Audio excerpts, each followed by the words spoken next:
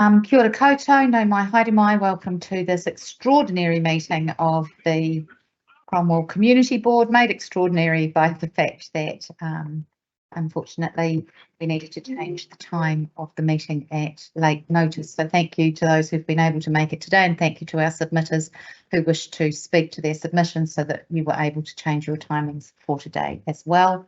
That's very, very much appreciated. Because this is a meeting that is specifically for hearings for our annual plan submitters, there are no minutes from the previous meeting for us to consider. We do have apologies from Bob and Mary. Can I have a mover and a seconder for our apologies? Thank you, Cheryl. Thank you, Wally. We could have had Neil online as well. All in favour? Aye. Carried. The next item is the declarations of interest. So just to remind members that should there be a conflict of interest or a perceived conflict of interest, that they step aside from discussions on that matter. And if there's and the currently declared declarations are included in our agenda for today. But if there's anything as we move through our meeting, please make sure that you make me aware so that we can have appropriate arrangements. Welcome, Sarah. And then, of course, the reason for our meeting today is to hear submissions on the annual plan. And the first person that we have up who has submission 55B, which is on page 13 of your agenda, is Gordon Stewart. Gordon, welcome. The floor is yours.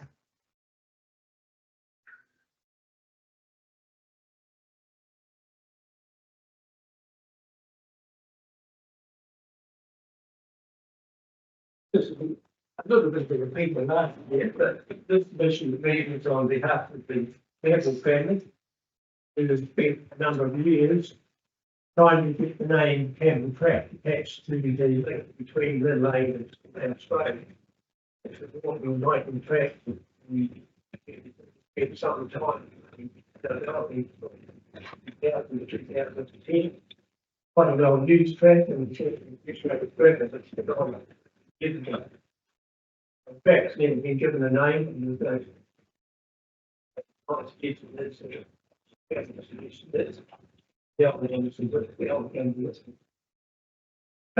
track was it's talked over a period of time in 2010.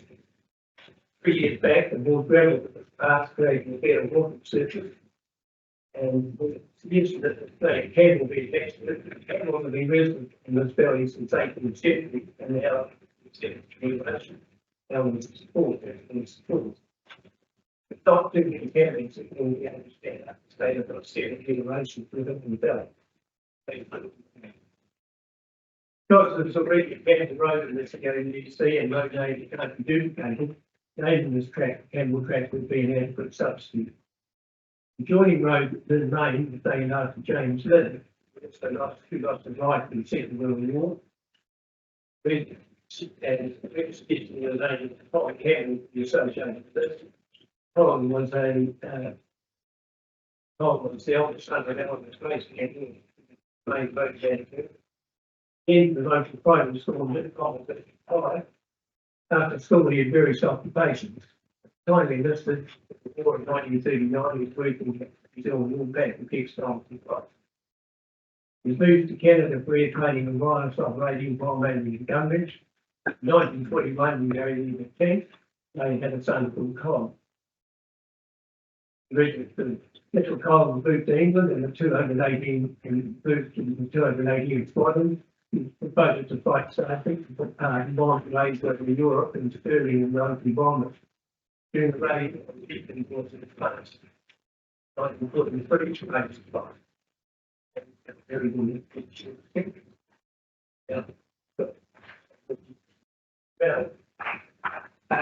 There's no particular reason that I've understood last year. You didn't really respond. You said thanks for coming.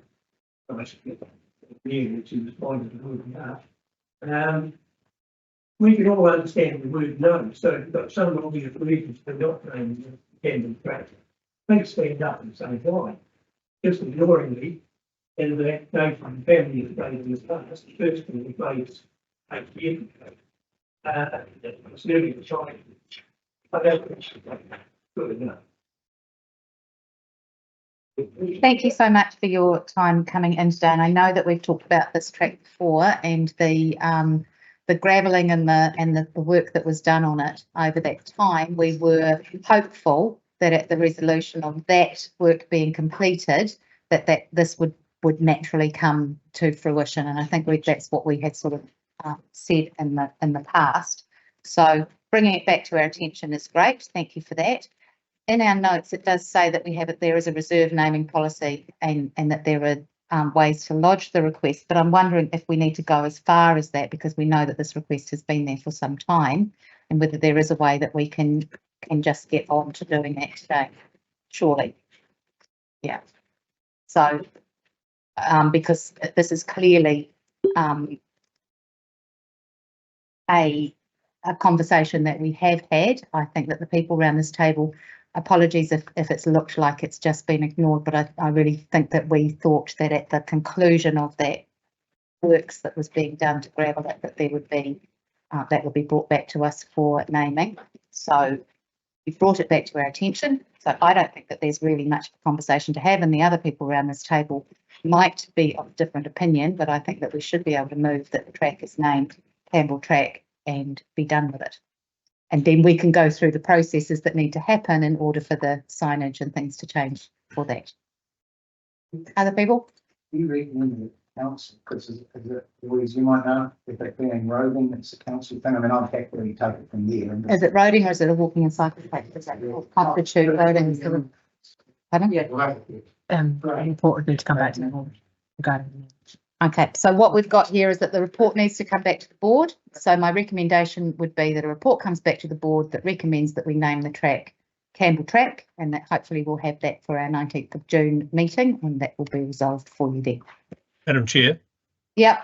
the only thing I would suggest is that before any report is written, someone goes back and checks, because this was a very long-winded status report item, I think, from memory. And I wouldn't be surprised if the board has previously approved the name as part of the process it took, because it was pretty long.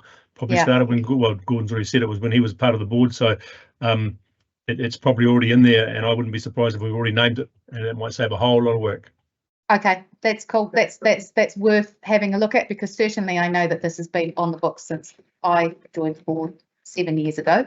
So and that we've had those very long status reports, and I know this is a conversation that has been had. So let's explore that. If that's not just a straightforward mechanism, then a report will come to us and we'll be able to make that decision for you.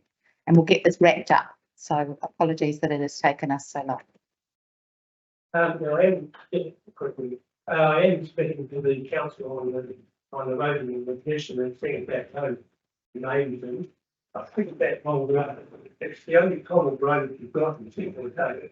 I think that stowed up off the roadway, not on the gutters where the serious problems, on the way in today. It's actually a fair condition at the moment, but none of you expect drive it on a regular basis, and you should have a serious bit of it.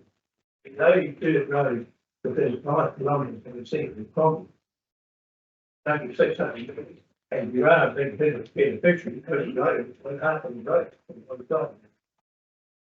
Thank you for bringing that to our attention too. I'm sure that the roading team will have taken note. Thanks, Cammy. Righty ho. Next we have Gary Anderson, who is submission number 79, also on page 13 of your report. Afternoon, all ground hot day here. The Cromwell, where do I start?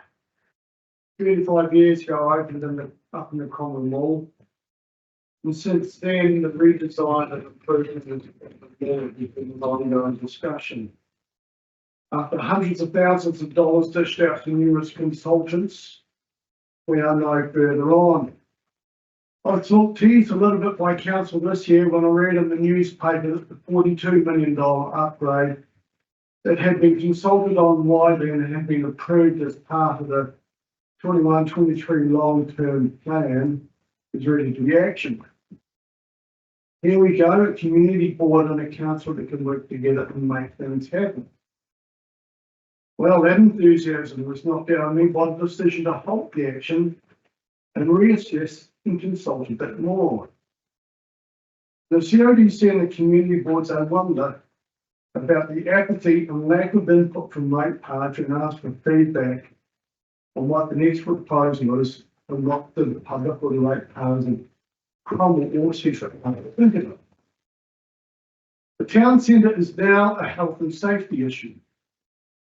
We have 39-year-old trees with their roots searching for water. They're moving under the pavers, they're lifting pavers at random, they're blocking numerous drains, and God knows what else has been destroyed under those pavers. They're also lifting holes that hold the drains up, thereby allowing water to pile in the drains and destroy the drains. I've had a number of people over the years that have landed flat on their face with injuries requiring medical attention. You've run out of car parks in the drains and can't let this place. I ask that you carry on with the previous penny jacks design upgrade that you could have done by Mike Pure's leadership and just move on and get some action done. See you. Go on to the next phase of each solicitation. That's all I have to say for the questions, please. Thanks, Gary. For the questions around the table. Well, look, Gary, I have to tell you that we're in a moment of frustration ourselves at this point, and we are probably biting our tongues and thinking about making sure that as the next LTP process comes along, that the things that you have talked about are actioned. In our last meeting, we did talk a lot about the fact that this is not just about a modernisation and an upgrade, this is about a health and safety concern about the state of the roadway, which is the main thoroughfare of the mall, and so those concerns have been raised, and we will continue to raise them and advocate for this project to go ahead. We had, the creek was closed for a month because those trees dropped leaves. I don't know what you spend on maintenance, vacuuming those leaves up day after day. Knock the things down. Get rid of the trees. Get rid of the roots. Replant them with something that one of your designs come up with nice trees. Just do something. You'll consult on it for another, God knows how long. And then we'll have a new community board come in. They'll change your mind. They'll want guidance in a new direction as well. I think one of the things that has happened in this conversation has been the fact that because of the scope of the works, the fact it's a roadway and that a large part of the scope of the works is about things that you talked about, car parking, but also the civic buildings, that it falls quite largely within council realms rather than community board. So we're finding ourselves in a situation where we are having to work out exactly where that responsibility sits, because with the spending that's gone on the Cromwell Memorial Hall, there's concern that we can't get both projects across the line, and we need council to approve that. So it'll be a council decision on it. that's my anticipation.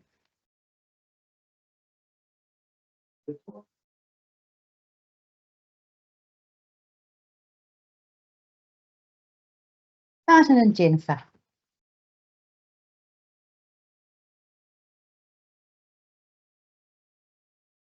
Welcome, and this is a submission number 50 on page 13 of your agenda. Good afternoon, everybody. Good afternoon. Just wanted to say that the Cromwell Museum was largely funded by the community board under the way of an grant.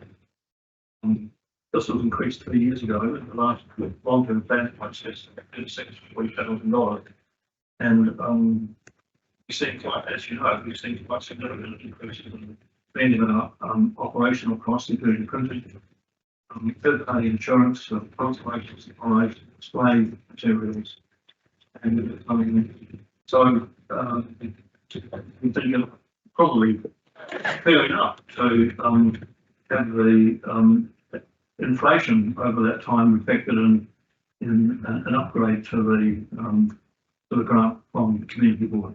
So I'm surprised to see that inflation over that time has almost been almost 16%. Probably plus or minus, depending on which set of figures you use. So over 3 years, that amounts to an increase of just over $6,000 per annum. So the proposal is that we are asking the community board to fund this increase in cost brought about by the increase in the influence. I also wanted to note that we've been quite successful in the last 3 years in attracting significant grants from the Office Committee. Actually, an increase last year from 20,000 to 30,000. This means that we have a much better potential for a wider range of displays and exhibitions, talks, speakers, and this has been done very successfully. We are concerned that this source of funding could well be reviewed for this year. A lot of pressure on a lot of significant funding at the moment and other funding as well. And I sort of signal here, I think I've mentioned this before, but if we not able to tap that sort of funding, then we're going to have to review urgently how the museum is actually funded. We've got a very busy 2 years coming up. What if they have input into the design of the fit out of the museum and more?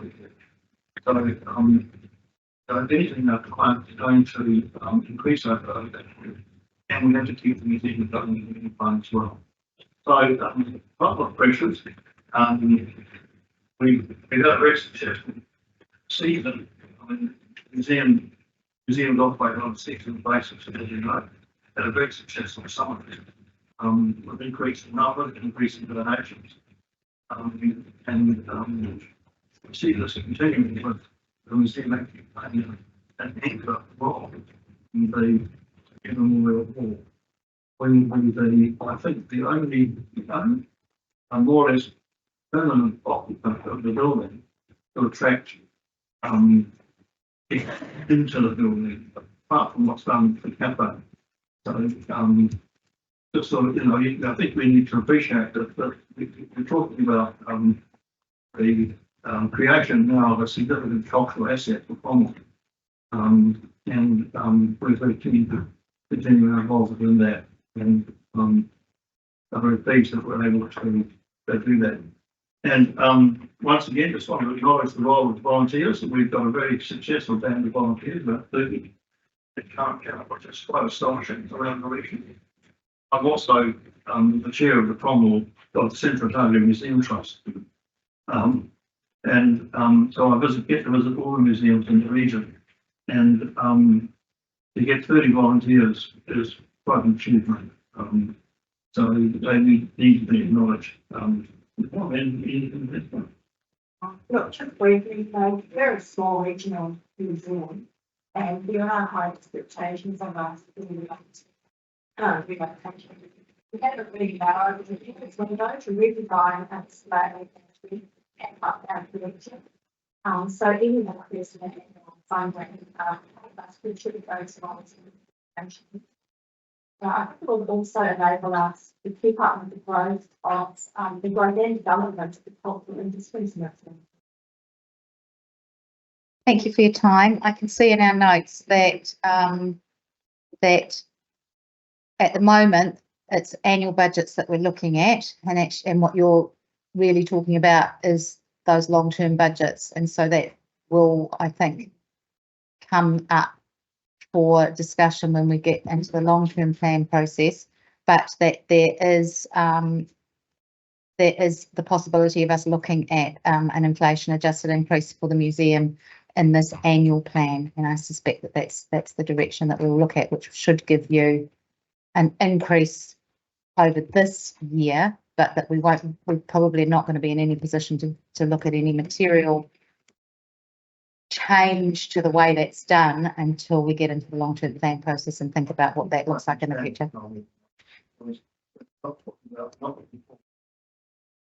Back 2 years of inflation. We're not trying to anticipate a future 2 or 3 years of inflation. That's the reason for the LP Yeah, and I completely understand that, and I know that we will be constrained by what we can do in an annual plan process, and so it will be a long-term plan process where larger increases or sustained increases over time can be talked about. At this point, we can only look at what that annual increase could be and what that looks like. So I think that's what the notes are. So, we've made our case, but we will have Yeah. But I do see this as, we're looking backwards, not forward.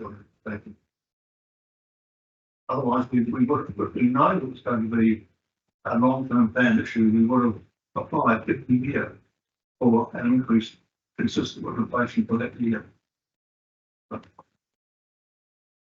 And I can't rectify that over the last 3 years that you're talking about. I can only look at what we have available and what's going to actually be possible and the constraints of what we're able to do around this table.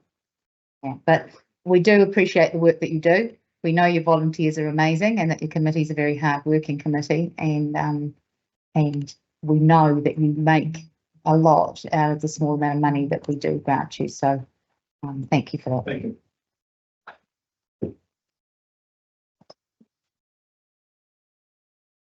Just to push through this one. Right, for the next 10, 5, 7. Okay, team. So that takes us into our deliberations, and we are looking at page 17 of our. Oh, actually, we start on page 10, don't we?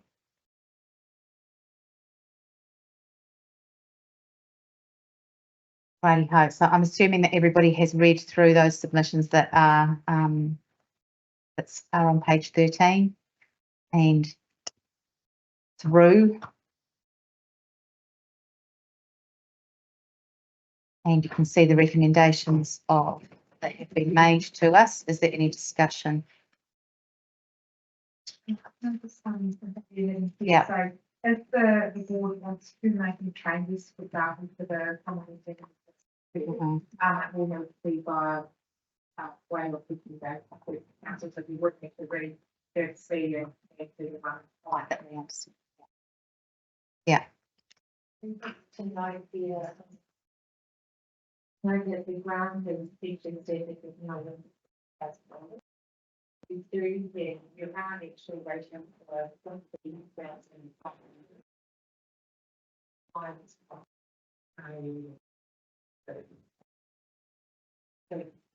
so what's going through it? Isn't just the 40. Would they be aware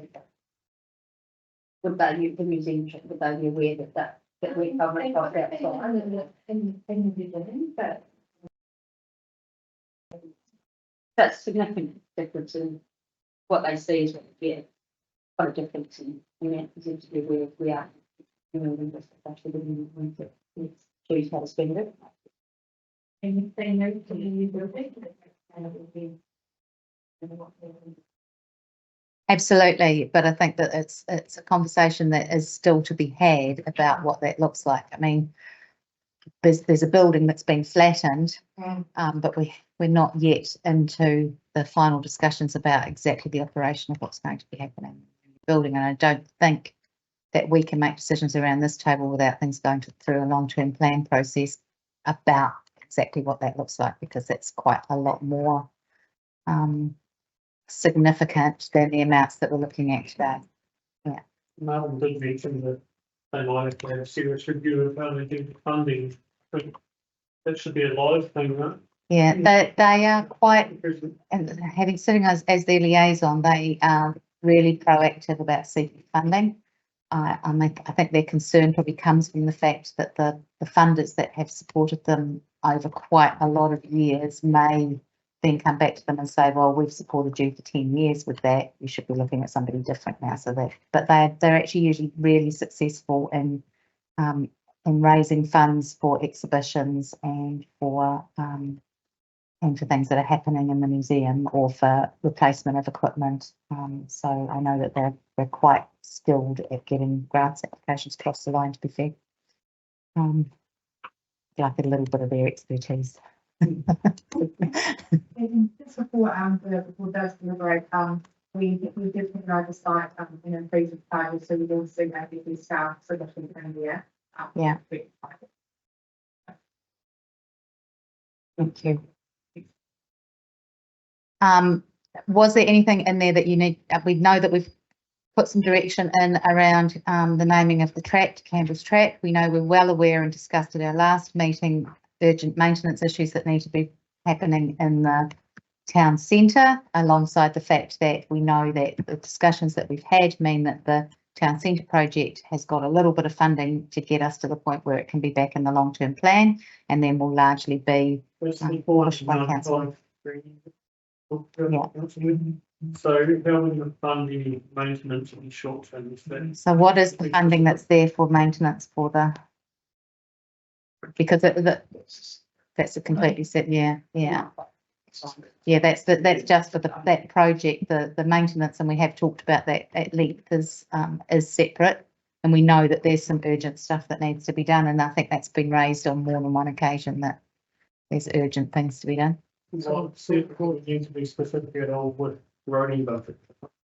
So this is under the clerk's budget. Gordon might want to comment on that.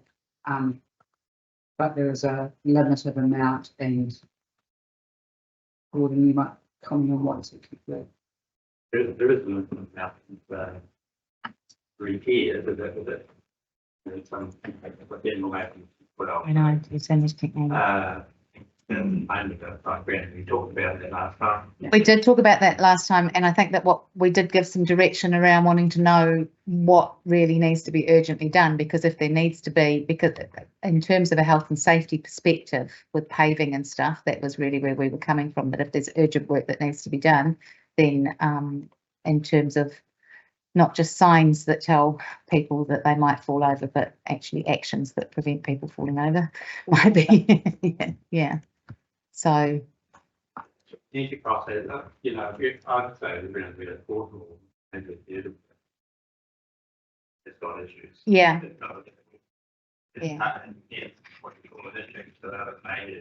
Yeah, so I do think that in our last meeting we did say, can we get some clarity over what really urgently needs to be done so that we can make some decisions around it, so that we can, because that's separate from the let's investigate again and let's put something in the long-term plan, which might still push any action or any work on that another 5 years out.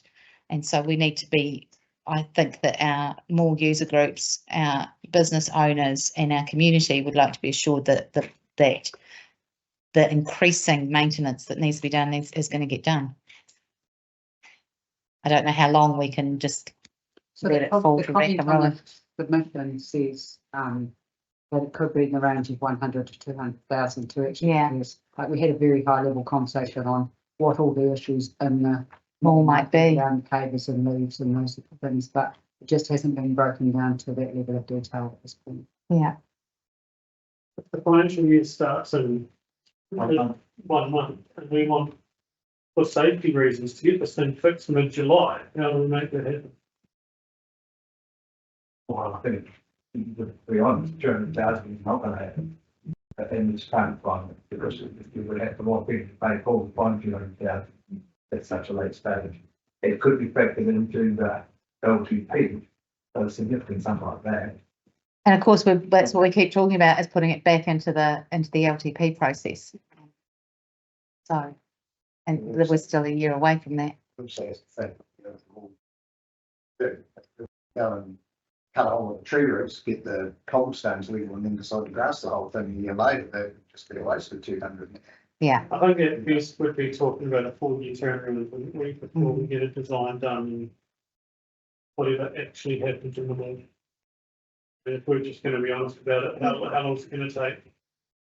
I think it depends, because of when it comes up to the board and council, what the options are as we work our way through the LTP, I think it's going to have to be a base level of that's not an option, that's what we've got to do. And I think that's the starting with the ground surface and working up from there. This is those trees and that creek and the leaves and everything Gary talked about being a problem for them, never mind. Certainly not the roots, but yeah, so I think, as I said, in my mind, it'll be a base level that we're just going to have budget for, Yeah, and then there's going to be the maybes on top of it. Will that budget go to the last thing? I think it's going to have to, and inquiry that's going to have to be changed, so the first part will be. I mean, and I hear Gary's frustration because there's, you know, upgrading the mall was in the long-term plan, and we've taken that funding out, and we're going to reconsider it for the next long-term plan. I need to move us on because we are going to lose our quorum if Cheryl needs to leave. So I need to know where we're at with our discussions. The stuff about the town centre is conversation that we need to keep having, because we need to just make sure that we've got that maintenance work at a level that keeps our community a little bit happy. Is there anything else on the items there that people wish to discuss? Gary mentioned the Penny Baxter report, but I'm not familiar with. I'm not familiar with that either. The Oracle on the youth has seen that that's probably 10 years ago, maybe since he's reconsidered, could be sent to himself and do things, maybe even councillors. Yeah. So this is the piece of work, I think, that urbanism calls me. Yes, that's right. Urbanism report. Yeah, and this is where we have undertaken 1 or 2 stages already, and the centre of the mall and the west end were the middle, the next 2 stages, which we had in the long-term plan, and they were million plus type level, but were taken out when we put the 42 million into the 21-31 long-term plan. Probably still make it soon. Yeah. Well, I'm sure we can dig it out. It's something Gary. Yeah. So we know the yeah, it did have some good stuff in it, and it's still probably got some relevance. Anything else there, team?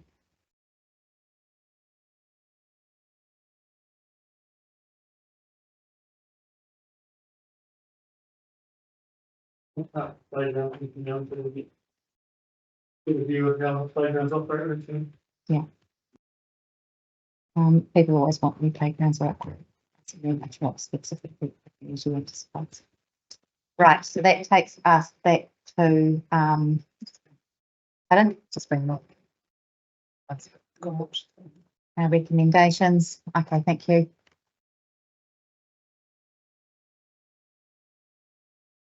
So we received the report, accept the level of significance. I can't read anymore. Consider the submissions and decide on the action that should be taken. Recommends to council the action the board would like as a result of the submissions. Recommends to council to an increase in the grant to Cromwell Museum, which is included in the recommendations, which would take it up to 46,500. Do we need to make a note in our recommendations about the naming of the track, or do we? Sorry, they put them wrong. Yeah, so that request that the naming of the walking bike track between Lynn Lane and Schoolhouse Road, Bannockburn. Report back to the board. Yeah, perfect.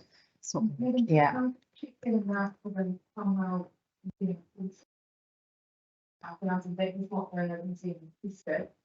The staff 41,600. We've got the one on the 6th. Board. That 41.6, I'd say is old. So is it?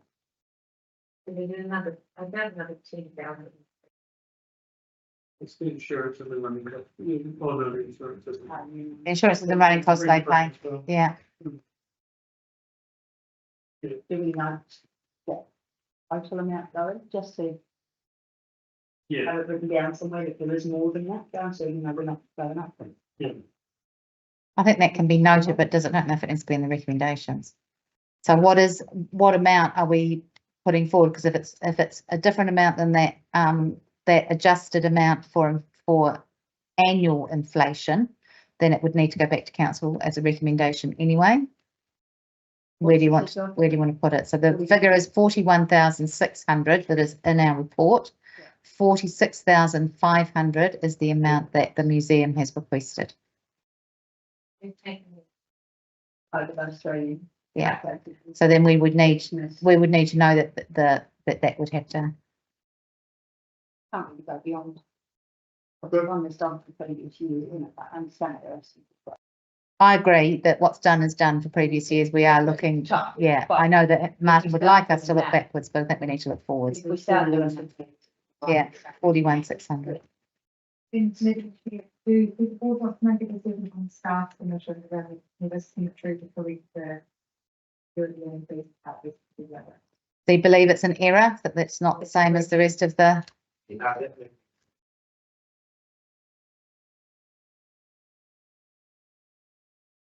Okay. Okay, cool. Is there a huge discrepancy? Okay. Is it much cheaper or much more expensive?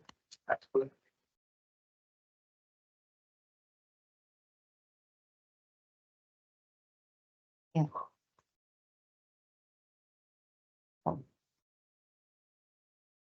Right. Needs to be listed as per actual costs. No, I agree. Everybody else? Yes? Yeah. Yep, happy for that. Do I have a mover and a seconder?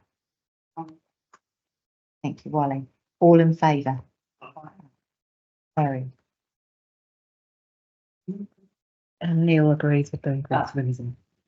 And the date of our next meeting is the Tuesday, the 18th of June.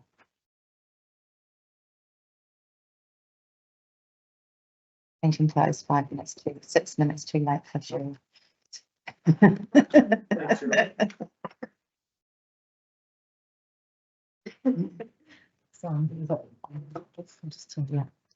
Thank you, team. I understand that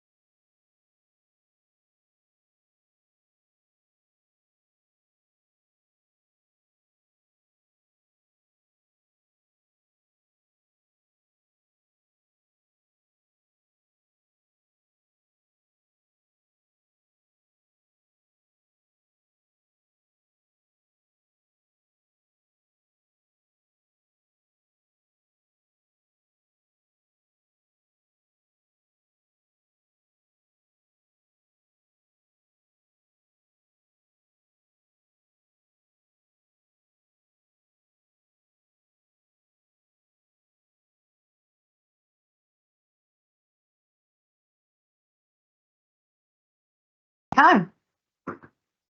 Saskia and Susan. Thank you very much. We don't have this with a few words from the accounting CEO. So. Thanks for that, Saskia, Madam Chair. So, 2 words up here, continuing justification is one word. Continuing justification, I think that's where I want to start. It's really important that justification per se is what we're going to be continuing at. Already 82% of the votes money that comes into council is spent at a justified level, not at a ward level.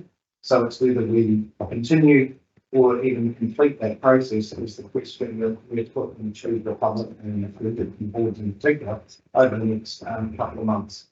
There's 3 drivers behind this. One is, and we've talked about it in this room often enough, I don't want to go into details, but it's going to be hit in the near future. Council has to really keep an eye on all parts, keep control of all parts of the organisation, because what a board may do in one end of the district will impact potentially on, and you'll see some figures that will show what could happen in other ends of the district with our debt levels because of ambitions at the board level.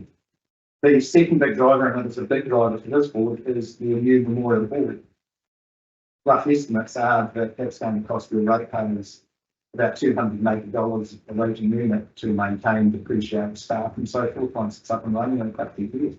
And I mentioned this to the board, I think 2 or 3 months ago, that this district near, not in name, but in function. I see that as the Central Australia Event Centre, because we're not building another one. I don't believe. It is going to be the premium event centre for Central Otago, not just Cromwell. 660 play there, people will be coming from all over, etc., etc., from NZSA or whatever. I personally don't see why it should be falling on the way. Now, I've raised this with people in the Money Total at our drop-in session. They said, what's the effect of the town hall going to be on us? And I said, you're nothing at the moment. And they said, what do you mean? And you'll see some slides that show what the distributisation of roading back in the 90s means to the Money Total ratepayers in terms of how much other parts of the district subsidise their roads. So what I'm saying, continuing distributisation, that's because it's really important that we're not just looking at today, and in fact, not just looking at tomorrow. We have to look at the big distributisations that have been loading through waters and what the effect of those have, and Susan, Susan, and take you through those. And the third aspect of it is just simple efficiency. I always look at the council, it's really the cold, and some people don't like it saying, but we're a business. If we don't operate as a business, all the other things would fall down around us. We're idiots. We are a business. And we have our finance team and so forth operating 5 sets of books, and they could be operating one. And it's just a matter of efficiency, transparency, and so forth. I'm sure Peter will talk talking about that. One of the big factors with it is, what does it mean for the boards? Now, I've had people say to me, oh, you just want to get rid of the board service.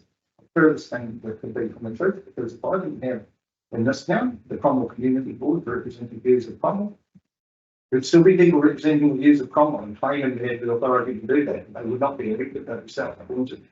Enough people doing this and right across the district. I believe the boards provide an absolutely crucial and fundamental role to the council being able to work out the best way for the district. So I'm looking at not just keeping the boards, I'm looking at enhancing the roles, and we had a very first stage of the enhancement of the roles with Anna coming down and talking to council extremely well last week about what's on the radar for the board, what's important to the township of Cromwell, and that's an expansion of the role, not just in doing that, but saying, talk about what you want, because in the past we've all stuck in our lanes, and I think it's been to our detriment. You would all probably remember the upset, rightly so, that was caused for the Cromwell Community Board when the council didn't ask the board's view on the Cromwell aerodrome hangar situation. We should have said to the board first and foremost what is going on. So I see the roles of the boards actually being expanded and becoming even greater and not. But it was a brief introduction, so it was brief, but favorite. Yeah, thank you. And yeah, that's really including all those statements.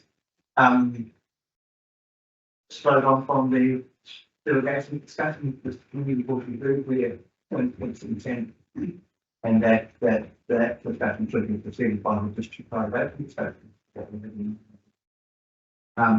This is not about the funding of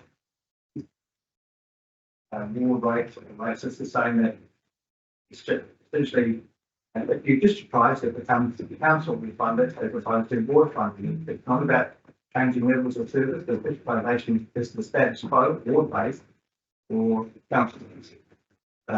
Levels of service discussion is obviously an LPP discussion which will flow. This distributisation discussion is about who funds these activities. At the moment, a board based, should they be distributed, then they become council funding. Much like the decision, and there is time on team to talk to this, but the decision needs to be reached by the end of September, because we need to feed this decision into the starting point of the LPPs to make financial reviews. And of course, the LPP will look at a whole range of things, and hopefully adopt it in the next year. And finally, on the delegations, this will proceed to delegation discussion. The council will be clear in its intent on that one, and that they want that to come back for this. So that will come back to the council. But the outcome of this discussion and the decisions that are reached will have a bearing on that discussion.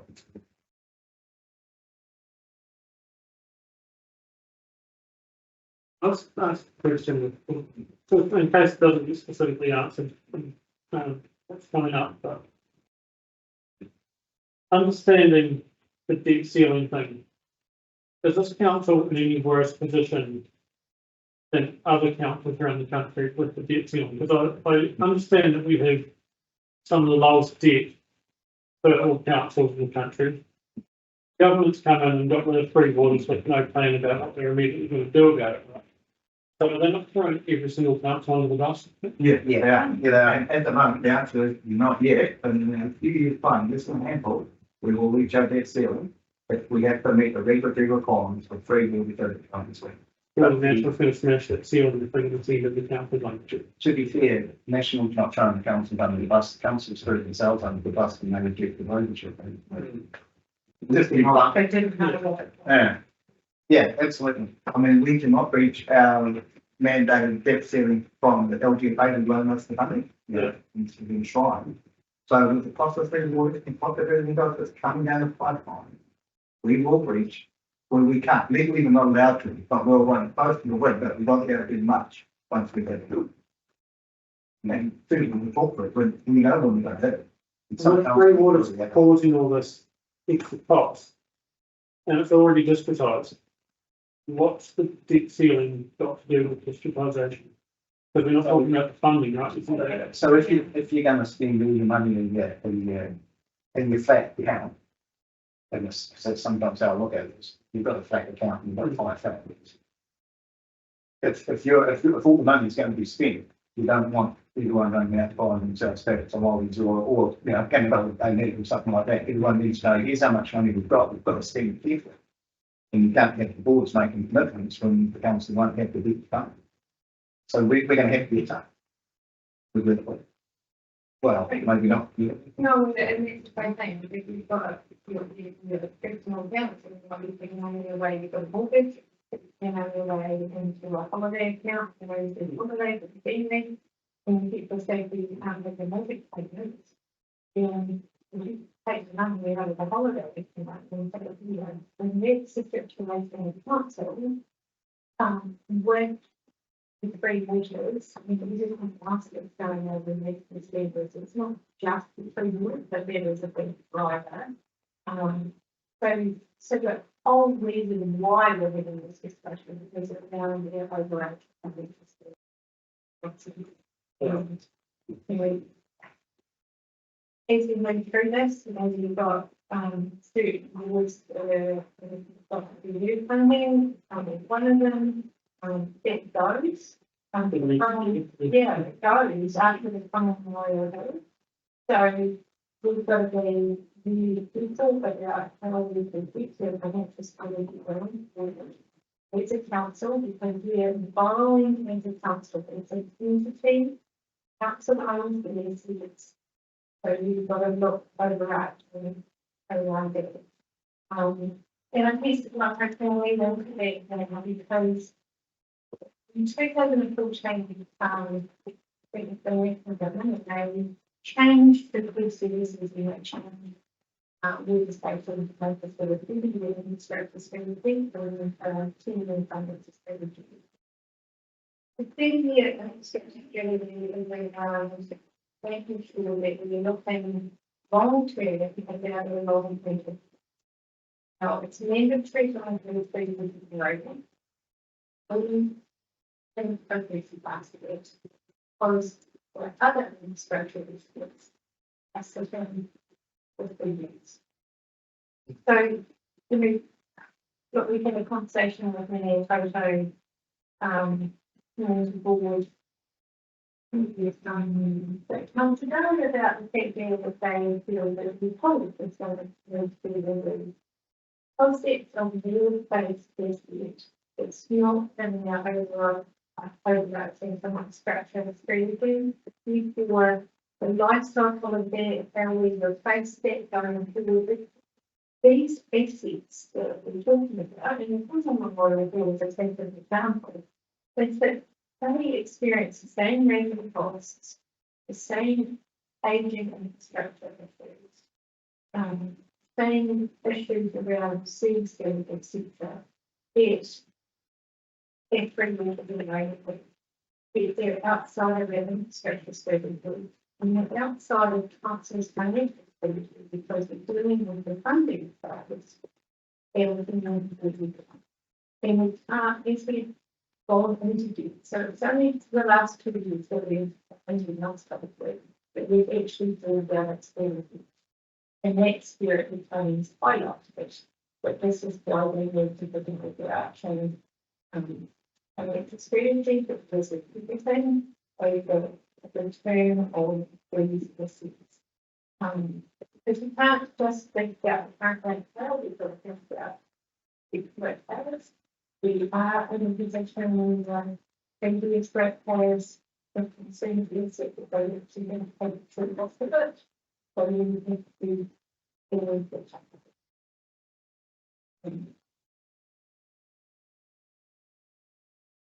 So,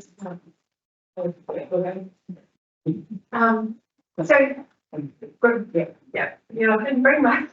And I think it's really important to emphasise the point that when we reach debt ceiling, we still have work we have to do, we don't cash flow. So well, that's going up and down, we can watch for that, that's why we have to study. We can't, we've got to do all we can to avoid that situation, either because we can't avoid, we don't have, we just spread the generation, like so today, we can't need. So we've got to look really long term as far as what our rates increases are going to be covering. So at the moment, we're not covering fully the fish basin on the world. We're also not repaying. All we're doing is we're probably about 75% to 80% of the utilization on the world, and we're seriously loans. So we haven't accounted for the repayment of those loans. So really, when the memorial report is completed, Cromwell reviewed the loan, the same as what we do license. So it's pretty good to this. Yeah, it's working on a plan to do some industrial and environment. Yeah, but I was expecting to be overall because we did with the votes. So before we need to think about the other funding stream for people going to sell. So We don't need presentations, we've already taken ourselves off. yeah. Okay, so land sales. Endowment land is sold, but it's got to, the sale proceeds have got to be used for the endowment fees. So if we're selling endowment land, quite often, it's for the betterment of our funds.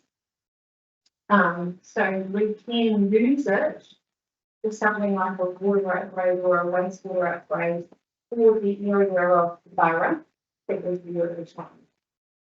So if someone was to sell something down the road, we can put that into town, wastewater with the right thing. If we're selling freehold land, pretty simple,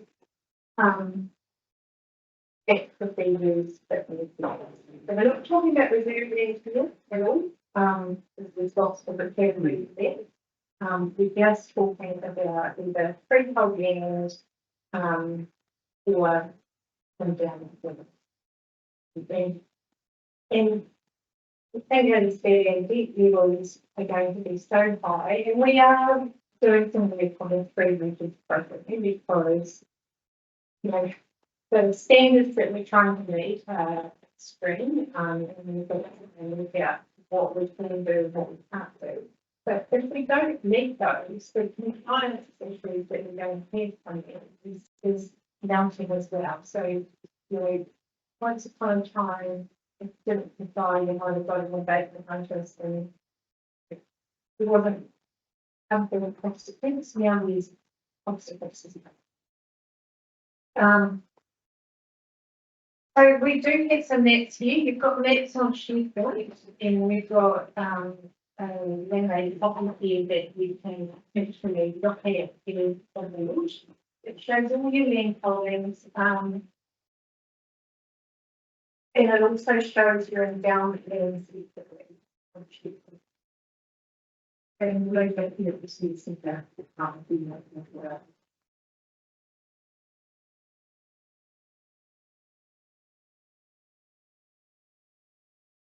reserve accounts. So the legal opinion tells us that we can merge reserve accounts if the existing buyers no problem with the next kind of getting away in the accounting system. I think if we go to the next slide, please. You can see Cromwell was marked here at the beginning, and like it's all used the funds. You can see as 2025. Yes, yeah, Second three. yes, obviously those reserves are decreased. So actually, in the district, the reserves are pretty similar. When we get over into 2029, we've got an orange bar coming down. That is the media total, and they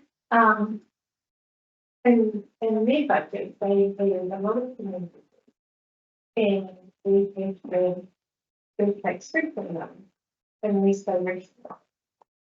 So you can see from this graph that actually, from a financial strategy perspective, we don't necessarily want to add that to our debt. We may not be able to add it to the debt because our debt is maybe at the highest level for 3 years and rolling that we can't actually increase it to with all of the community. So we've got to take that into account in the financial strategy. We've got to look at every community board's currently used.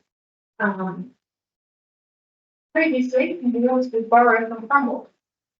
It's going to be no longer because the all of these used will be perfect after the Cromwell. What's the return on that borrowing? We're going to be 5.5%.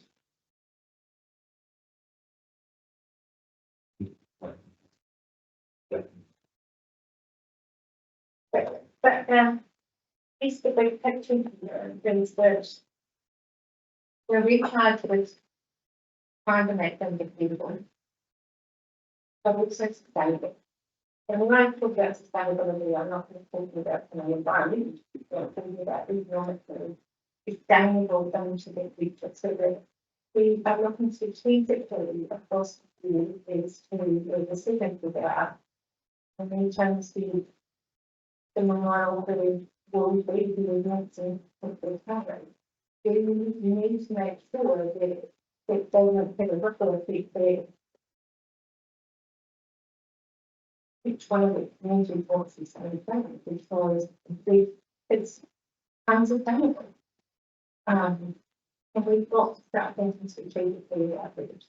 And think about the review about the final schools and what we're going to do to them. And then we are requiring you to stay for this thing to stay to be required to be the structure therapy. So a lot of lessons. If we go with the rating impact, I want to get some context. Cromwell was great in 2015, and with really $24 and standards would be a lot more. So you can see that in the Cromwell box that when we just pricing through the waters, that whole conversation was about making sure it was affordable for our communities. So you can see smaller communities with decreased rates where Cromwell rates slightly over time. Same with the distribution of voting. So Cromwell once again, they increased the rates, whereas in smaller communities rates. I'll just be clear, the figures in the slide before displaying the 2015 numbers when orders were justified. This is back ancient history. You even knew when voting was justified, but this is as close as we have to today's numbers. So essentially, and when I'm talking in the manufacturer to people, as I said, Cromwell Town Hall, I should have the hope of funding that. we won't discount at Cromwell and Alexandra funding your roads. If we start saying me and we and they and everything else, there's always going to be disparities and unfairness because fairness is such a highly subjective word.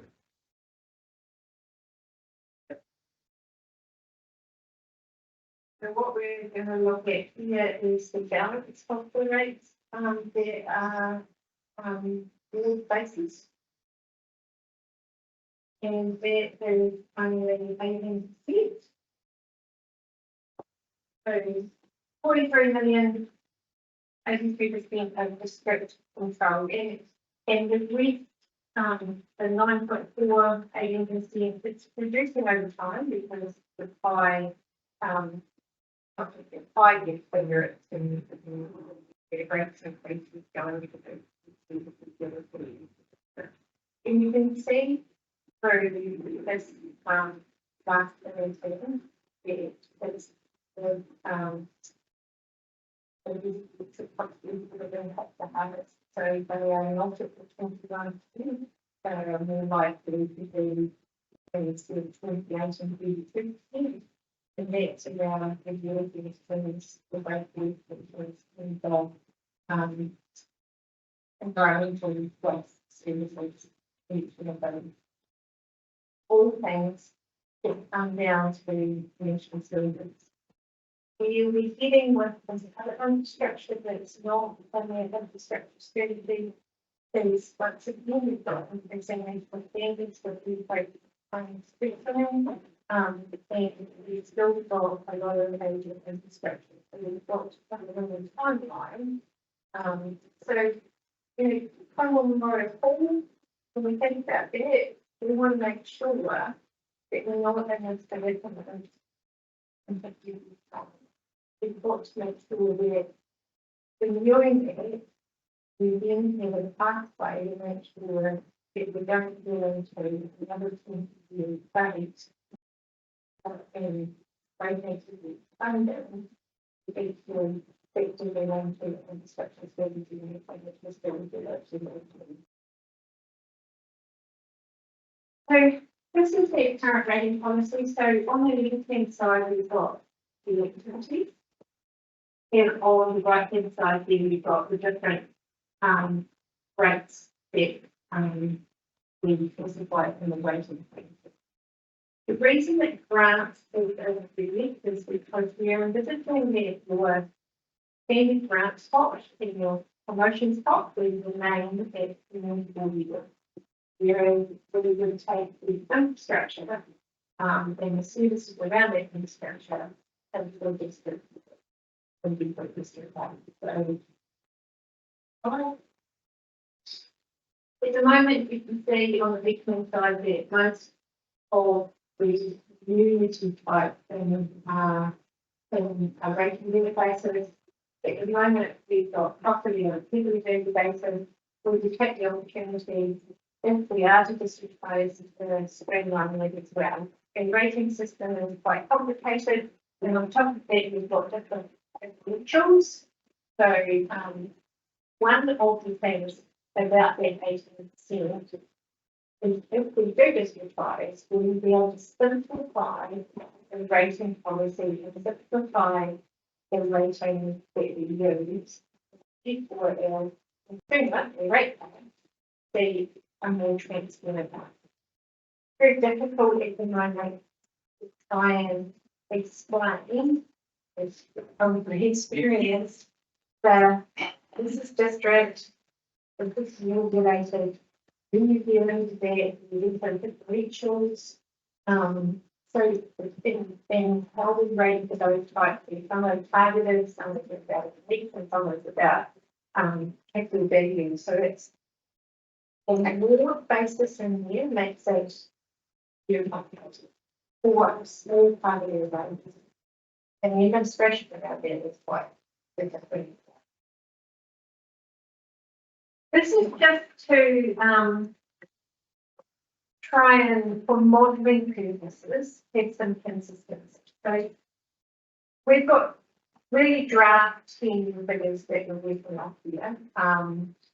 So the annual plan was relimited but not necessarily everything for the next 2 years. In the 10-year plan, the Cromwell Museum, title for the memorial film is in the LT levels. For that reason, we have made sure that we've got other museum costs and that we've distributed throughout the district and the district foundation model. We're not saying that we are necessarily handling individual service, but we're just trying to be consistent for the model that from got lots of museum costs and we need to make sure that if there are any other grants, our those particular community boards and put them into the model so that they're consistent. So you can see the grants from all the top line, you've got ward out. That means it's not within the district project. So that pot would remain with everything that you might have spot would remain with you. So those are the things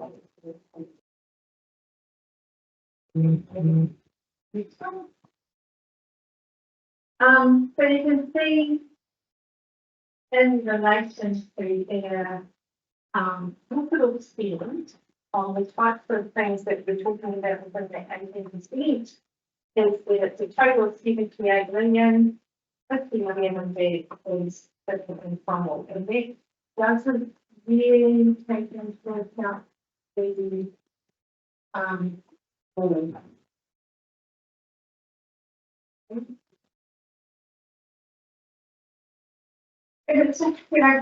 it's, that's significant, but when you actually look at, say, like the menu totals, 3.7 million on this quite prime building, that's significant. And that's why we need to build these things into the planning strategy, because the many totals think that they can borrow, we do that. They can't necessarily borrow on the Cromwell because we use those reserves with the funding model. That was I think it needs to number 4, where we're going to be able to get to and we see they can big that. So we've got to be in there and that decision making process and interest rate businesses.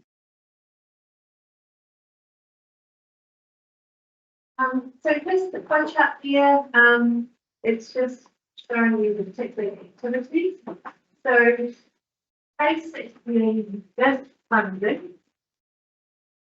way around here is in your agriculture rate. So that's different that you bring forward. So if we move on from here, this one here is showing what will happen for Cromwell on an average impact per rating year over the LT, so please don't understand this money. And for Cromwell, you would get the ratepayer would gain so other wards will be subsidising Cromwell. Say $52 back into account to noting that would be memorial in the past. We didn't actually go. No, it's if we just divide. Yeah, if we don't. So where it's almost 900 in the glory and satisfied, that satisfied counts to 280. Yeah. Yeah. So you can see clearly the ticket value, so you really gain the honeymoon rates the population and bragging this population will be actually paying more. Something like the common road with. So this is a summary year on year. And so you can see over this because it is on the raw numbers. So if you look at, say, the likes of year 6, the likes of year 6, where we're at 1,032, that's kind of where we've got in the model about the following royal hall where we will peak because we are expecting land sales to become thereafter and then from it. So the district-wide rate is going to be a lot less than that. Even though there's not much of a difference through here, remember we finally put in the model were the first part of the depreciation. So we haven't got that specific depreciation within the agencies. So at the time we talked about the fact that you probably wouldn't necessarily decrease the rate. You would actually put some more depreciation in with the longer term for the medium term. Really hard to see basically, unfortunately, just about showing up in the screen. What that shows is that we just because as this is at the moment, there's not going to be the gear changes that we were putting, suddenly to get the $700 get off and the problem is then the $300 worse off. The difference is here, if the exceptional ticket when we come to at the moment, are really sort of $20, $30 now, or for it's not going to get that massive impact that the previous purpose of violations had. But it will have an impact on the currency experience. Yeah. And that's the big thing that we're trying to do. Any infrastructure strategy. So this slide is really where that infrastructure strategy I'm going to try to be important. We've already had conversations with the we've got the rocks that we can really hold experience and to use for making it probably largest in one more report. There is no plan at the moment in what the plans because many people don't have some funds to undertake the Rochford Pole is beautiful, it's not going to stay there very long. We talked today about the staffing of everybody in the season. There is no way in the next fund for it to be for them to charge for the application. So there is no thinking about the next infrastructure replacement in the future. There's a community holding at the moment and we're doing one. So in the modelling, we see that the grant is in, so that's specific.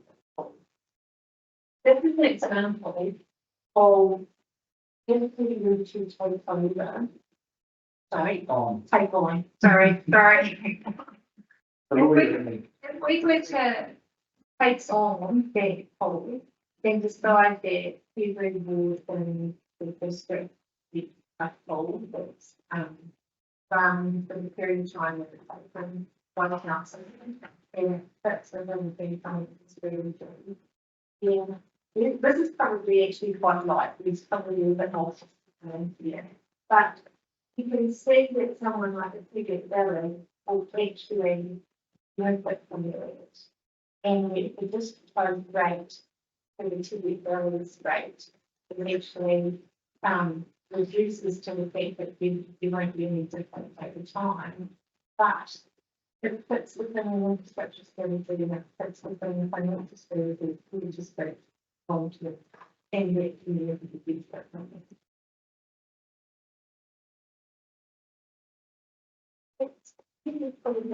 We should be boosting on all that stuff.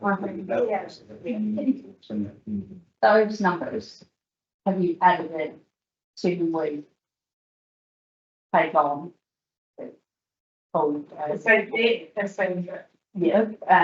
that include then that you also really appreciate those things that take on from that point forward? So we're actually. It's probably a wee bit light in terms of the maintenance, but it's got staff costs and it's got depreciation costs, but we couldn't get a breakdown at the time. So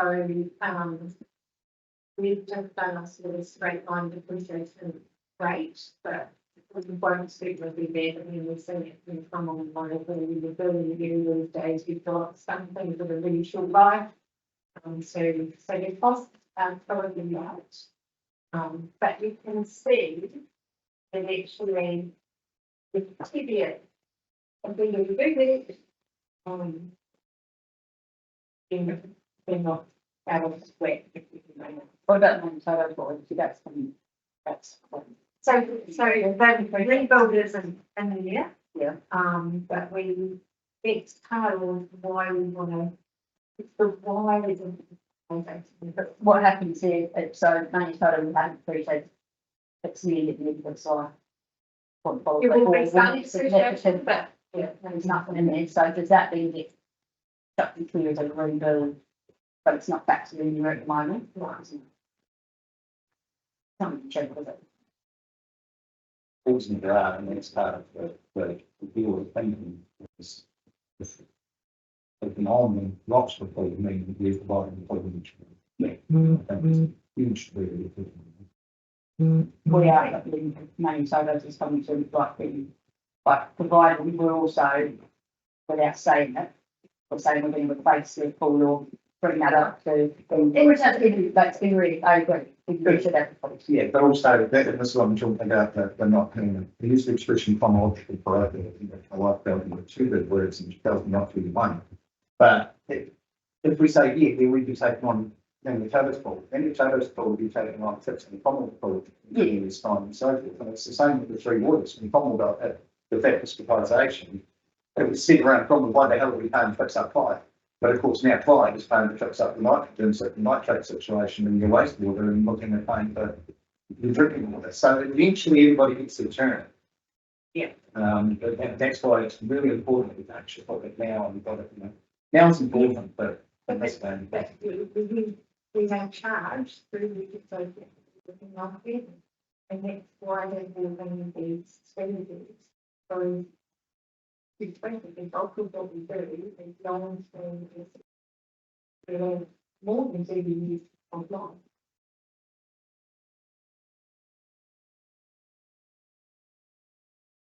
No question from that side.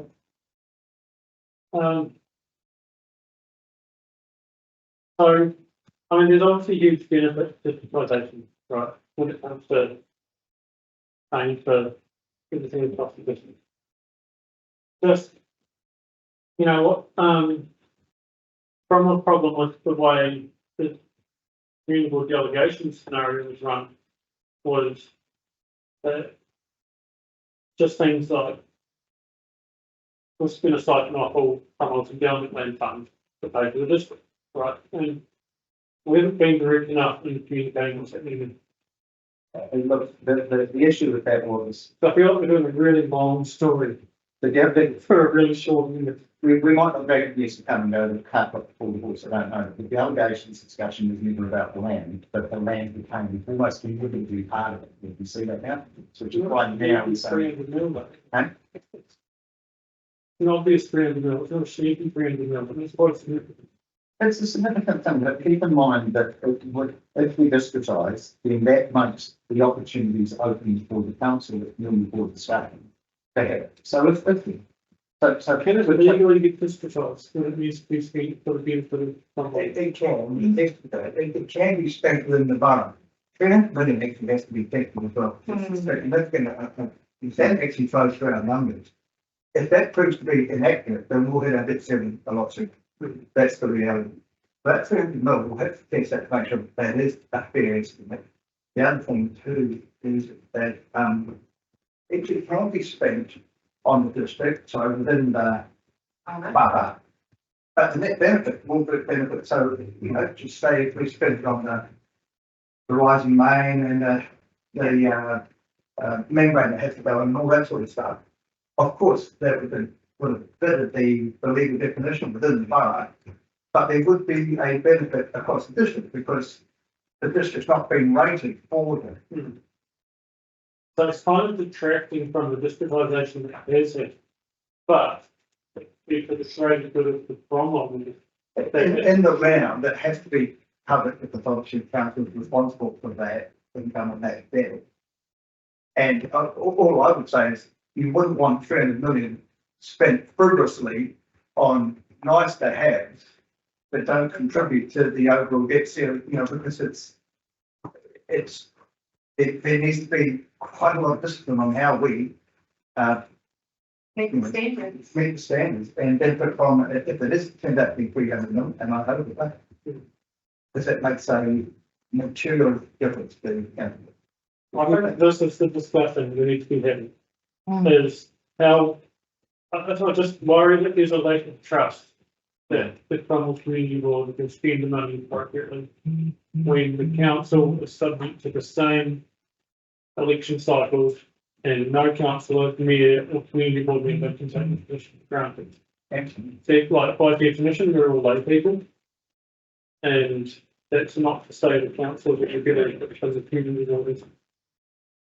So I think we need to explore what Hagan was discussing in a lot more detail. So technically the only thing that councils have above community board members is that the position means that they have been in a position to give up more time to being an elected member. Because council by definition is, if they're successful in being elected, council has a bigger role than a community board member. And so you're expecting that you need to, the remuneration's slightly higher. It's still not something that somebody could choose not to work with, but are probably in a position that they can offset the days off that need to be taken for that work. And I think we've got to remember that in districts like ours, there's only one position that's anywhere near people being able to give up their day job for, and that's the one that that Tim sits in. But for the rest of us,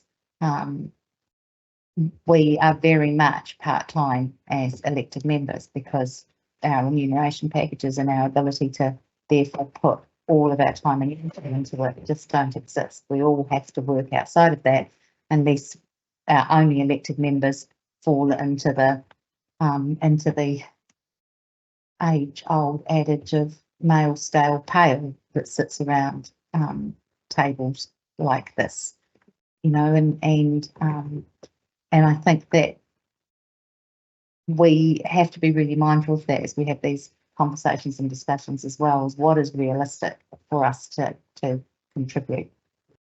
But also, I mean, I know the next part of this discussion is about vision for community boards. I also think that we lose a lot if we lose that local say in these things, that we don't have them.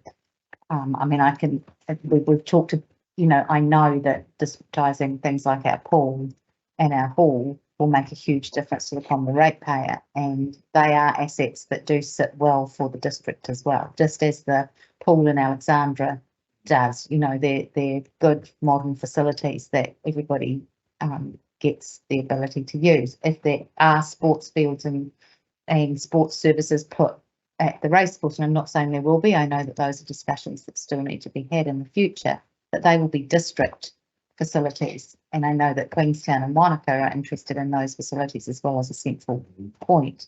So I know that all of those things makes complete sense for the way that they're funded and the way that we pay through our rates for that to sit across the district. And as we can see, we lost in the roading, we'll win in the halls and pools.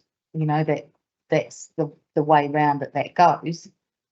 But I suppose for me, like you, when you're thinking about the assets that Cromwell perceives it currently has and how they are used, and whether people who sit around this table in the future will have any meaningful contribution to make into how they're spent or how they contribute to the district, I think that's a concern for our community. It's not whether this supports us to manage funds in a way that is for the benefit of the whole district and means that our rates stay at a more even level over time. I think it is about how will localism be affected in decision making when we know that that things are happening in this place. Will it all happen to us from Alexandra? Because that's how it feels for Cromwell, even though we know we have representation around the table. It feels like, oh, well, that's Alex doing stuff to us, in the same way that Wanaka feels that Queenstown does stuff to them. And so I think that the next part of this discussion about what's your vision for community boards is going to be really important for those of us who sit around this table and for our community to understand, therefore, what's our role and what do we gain and what do we potentially lose and what say do we have going forward. Because those comments about knitting groups and and us becoming toothless tigers are the feeling of the community when we're talking about changes to the way that, because that vision for community boards starts in on that conversation again about what will delegations look like, because it starts to talk again about, well, what will the people who sit around here be doing then? And I'm quite happy to sit in it, to be really honest, if you want to pay me to knit, you know.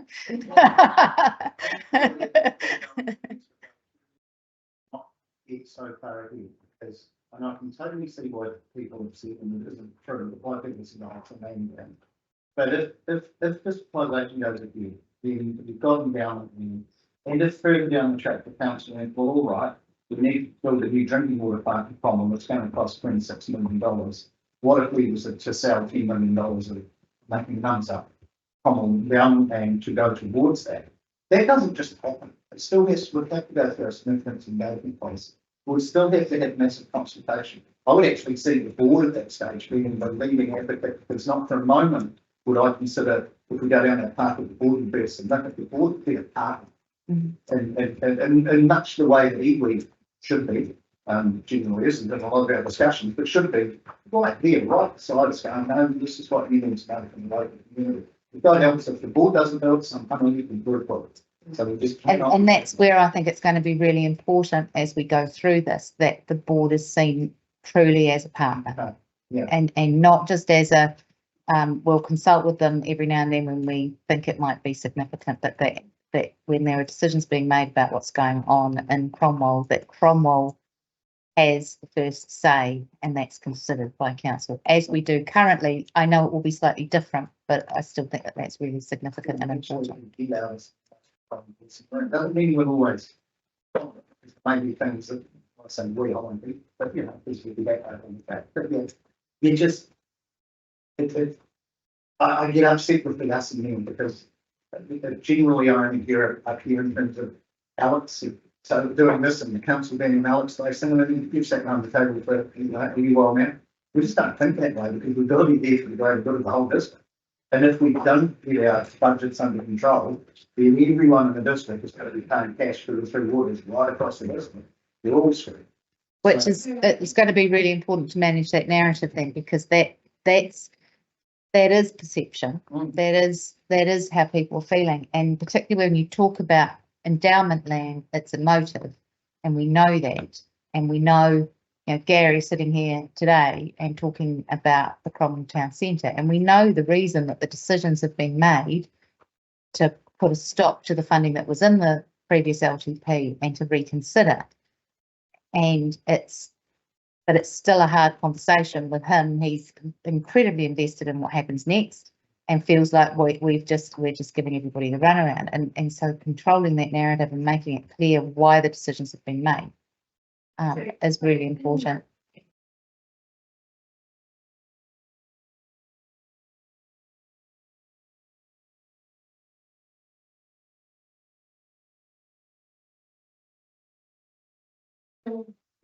Way out there, and looking at 120 windows, I would say we're usually Yeah, but I think that is the controlling the narrative, is that yes, we've got land that's able to be sold in Cromwell and to be developed, and of course when we do that, and it isn't an instant process, because you don't make money on it if you do it in a fast track, and we've talked about that, Wally, that it's got to be well done, well developed, and so that the council actually makes the money from it. But it is that narrative of, we've got this much to spend in Cromwell. Yes, you've got land and assets, but your land and assets is needed to be spent on these things that will benefit Cromwell.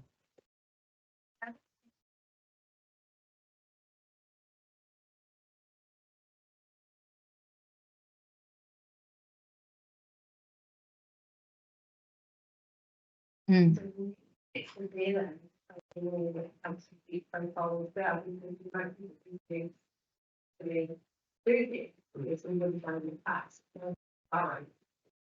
I think that some of the thinking that has been around the way that Gearab is about to be developed will be thinking that might need to be replicated there, where you seed fund the development by selling those first few sections to get the rest of it going. And I, you know, Well, so we don't put a no pride basis. No. Borrowing $3 million up front to save $5 million for you time. yeah, So we need to know that. You know, exactly, but we need to speak within any of their other.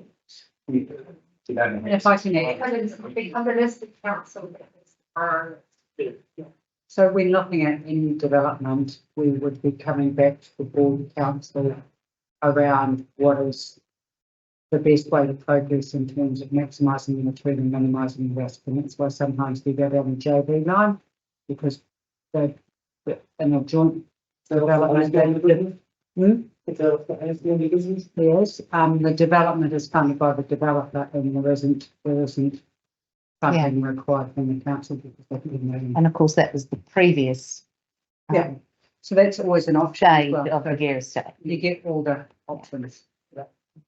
so my discussion is why. Last year's discussion is what is it really?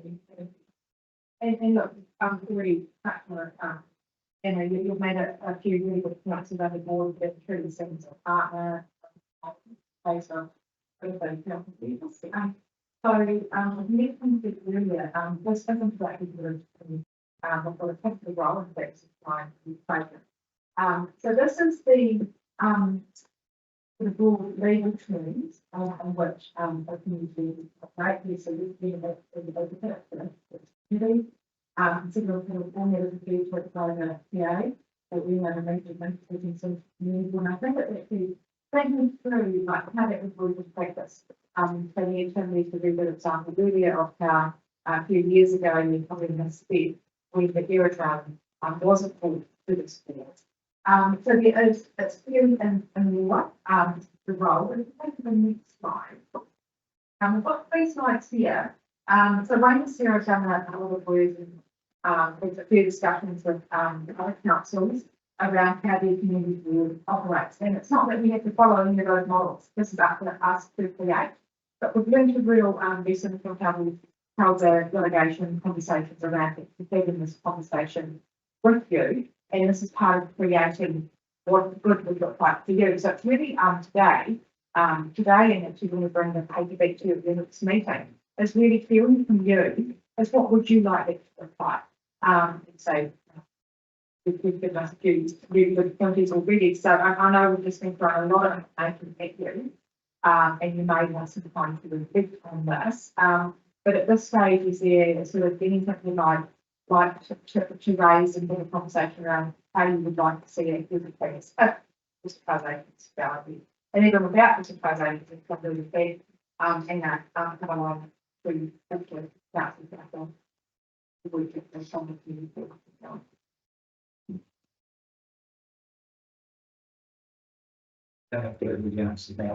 Nice. There is that. This is just the trying to speed it out. We as well doing everything they do want to understand. It's why we bring it to the It's even once we've established what we're going to do, we'll still be building and funding the development because we find something where that was going to happen on. It's a whole blank canvas. I find it quite exciting. So I actually quite as a rarity came from community boards through here. I've really been a councillor in my life, so I'm very passionate about the work. And it's a huge opportunity for this.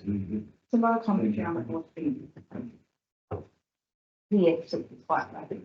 This is not election almost so that they don't really know the difference between community council, what's it where, what this is a council. I mean, anybody that comes in here, and we've had quite a few kids from school, and it's interesting talking to the teachers and parents that come in and they're really nervous about it. Yeah. You know, when you come in here and they're all, even the teachers are a bit like, well, this is what, you know, and the kids are a bit bullshit, but even they're like, oh God, we'll sit down and see the cool.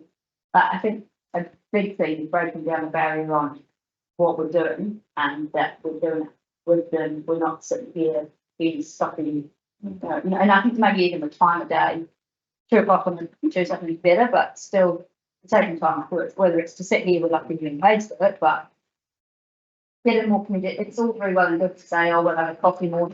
and you come and tell us your problems. But say we're going to take time off work to do it, same with the meeting, so we want more engagement, but we're going to do it at the time that really want to, when we put the rates up, hopefully we've got to work more.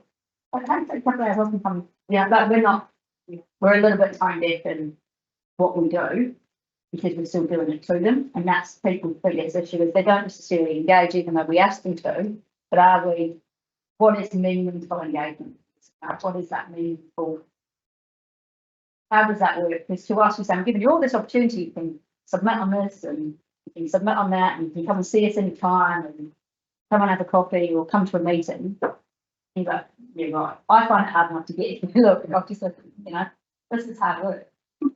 So for somebody who isn't part of this, it's too scary, too hard, too unapproachable. If we're going to do anything, integrate the community board into council, that was a great first step, because we heard, and hopefully that's meaningful moving forward, that council's more on board with what the community board's doing. But it's got to go hugely the other way to actually bring people into making this accessible and understandable. And we actually, that's kind of this is the same thing. Yeah. And we've got a really good mid-step here. So this is a really good segue into the community, and we're still missing it. I mean, I stood for election. People said, well, you put your name down for community board and council, what's the difference? What's the do? The conversations I've had with people since, I'm interested in that. I assume other people would. If they're not, then what? Well, you found in reality that you actually have to be in the elected role to actually understand what's happening.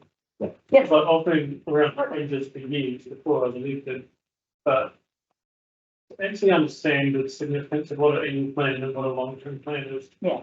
I mean, you can't realistically expect a layperson to understand. I think unless people have been in governance roles, whatever they may be, it is really hard to understand, because you do see people who are elected and they want to be boots and all, and that's really hard because it's not a boots and all. But they have an organisation for like you see,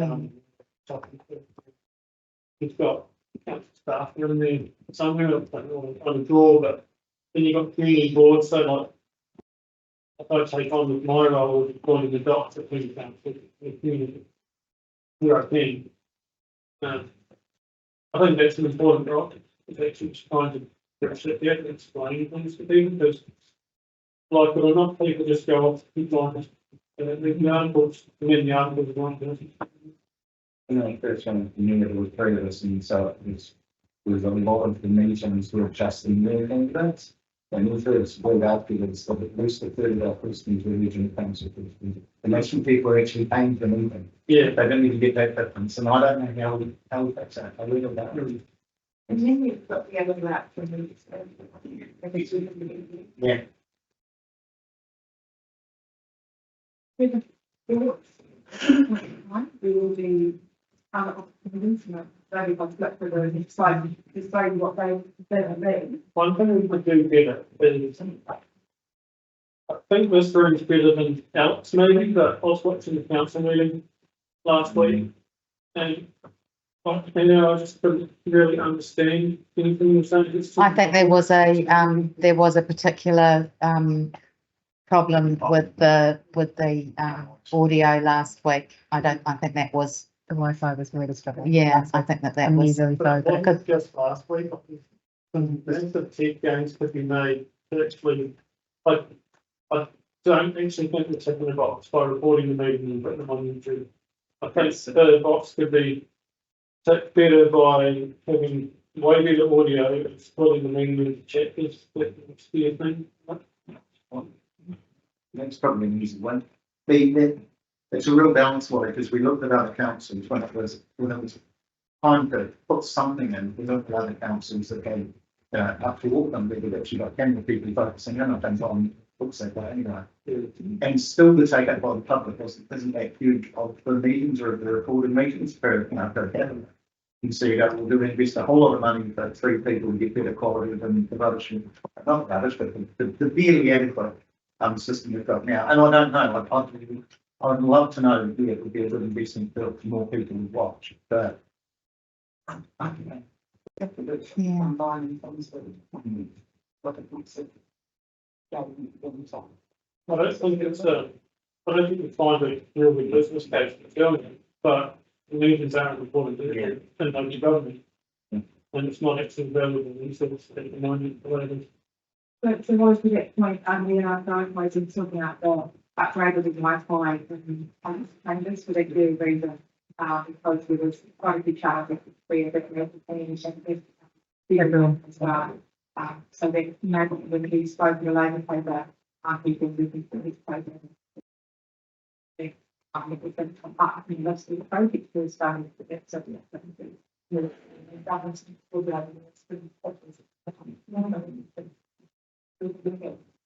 I suppose since I've been on the board, I came onto a board where a whole lot of stuff was stopped and thrown out because of the view of people who've been elected, and they were elected by people who had followed their view and their whole, we don't want any money spent, we're being wasteful, and so we don't want a hall and we don't want a town centre, we want it all to stop, and if we're going to build something, we want it to be built really cheaply, which has ended up with us with a $45.8 million Take that box away. or rather than a $5.5 million redevelopment.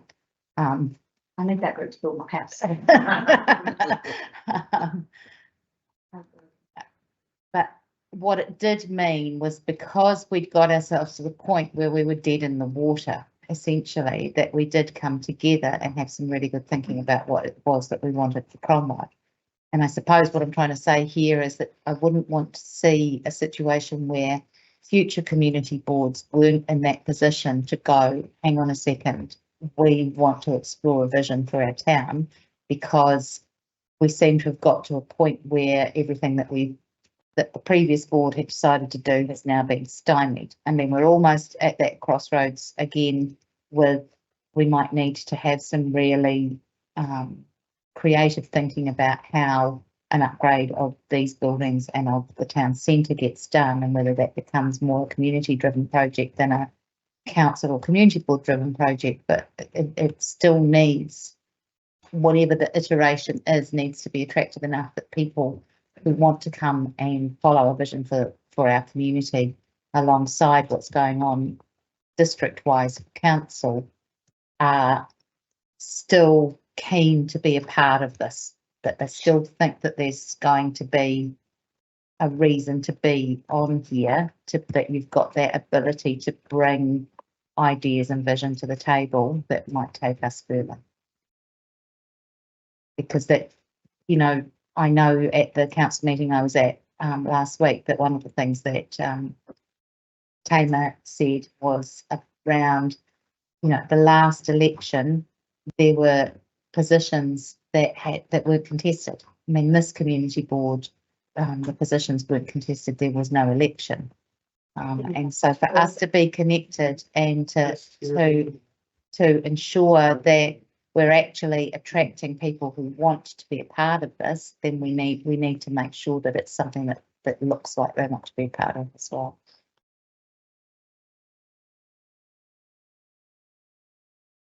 So look, as I said earlier, we really take been very strongly actually on this board about the delegations and the process being rushed, being that we truly thought that the voice wasn't considered and it wasn't timely to fit into the final paper. So this is just the start of the conversation. Nothing set in stone yet. We want to hear from this board, and we want to hear your views. And it's not like it's going to be dismissed if you don't think this is a good idea. So the first opportunity will be today, but then we're going to follow this up with the material from today. We're putting a book in the paper that will come out as a late paper for your next meeting. Because we're going to look at it, because we didn't talk to you first. So that will be an option to further discuss some of these issues. And you'll note when you do receive that paper that there will be an opportunity for the board chair or the delegate to come to the council meeting with 26th of June to at sort of first impressions, concerns, some of the things that you guys have talked about, like being truly partner. That's obviously for you guys to discuss it with the chair as to what talks you'd like at that meeting. If you can any reflection, now as our next conversation and then I think the 26th. Any questions that you really feel aren't answered or you haven't got enough information, that's really opportunity for Anna to come along, go, initial thinking from the board is blah, this is still what we would like answered. And then following that, if the team board so wish, we don't have to, there's an opportunity for written feedback. So that will be on the basis of the paper we present. In order for us to truly consider it and feed it into the July paper, with our big safety guys, 8th of July, it's going to be pretty pleased with that, so that the Sarah or one. And again, it's an opportunity for you guys to finalise your thinking as a board and to know what you want the council to consider in the decision making. So that will then be factored in and feeding into the July paper.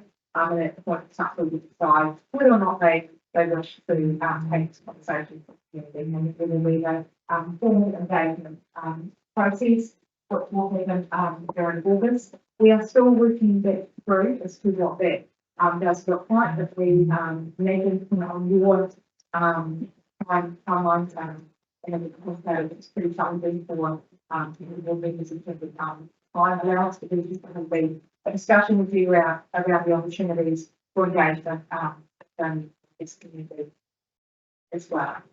So and also, if you felt you hadn't been heard during all that process, of course the board is more than entitled through that formal consultation procedure to put in a formal submission that would be heard.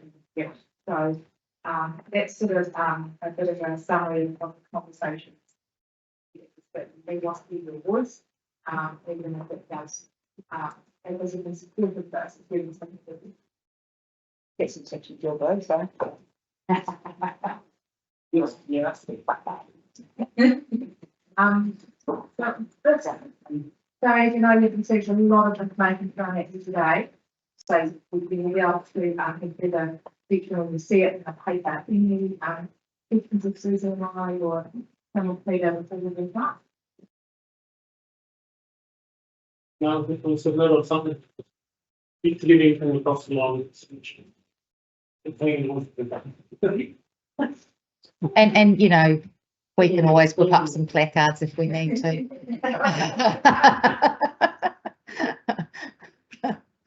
Right. I don't recommend that as a course of action. I was going out to this background previously.